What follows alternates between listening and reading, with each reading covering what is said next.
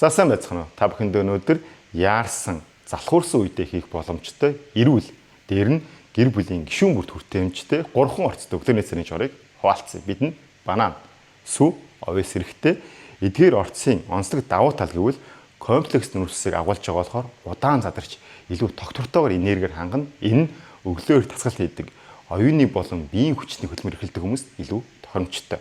Гидсний гөрөлц хөдөлгөөнийг дэмжиж хоол боловсролтыг сайжруулж өтгөх хаталтаас сэргийлдэг. Мөн банан дагуулж байгаа каль, овеснд дагуулж байгаа бегийн төрлийн витаминууд нь тарих мэдрэлийн системд эрг сайн нөлөө үзүүлдэг.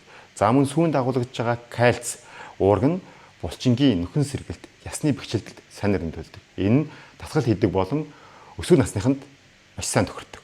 За эцэст нь сүү болон овес нь илчлэгийн хэмжээ хягтсангуй бага, сатгалан мэдрэмжийг удаан төрүүлдэг. Ингэснээрээ хит хийдэх дуршлыг буруулж илүүдэлж ингаасахад тустай.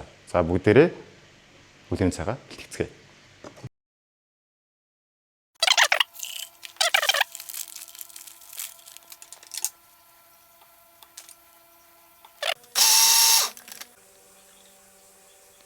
За бидний өглөөний цай маань бэлэн боллоо. Хэрвээ та тэгээд уургийн хэрэглээг нэмэгдүүлэхийг хүсэх юм бол грек йогурт, өндөгний цагаан, V ургийг нэмэлт хийж болно.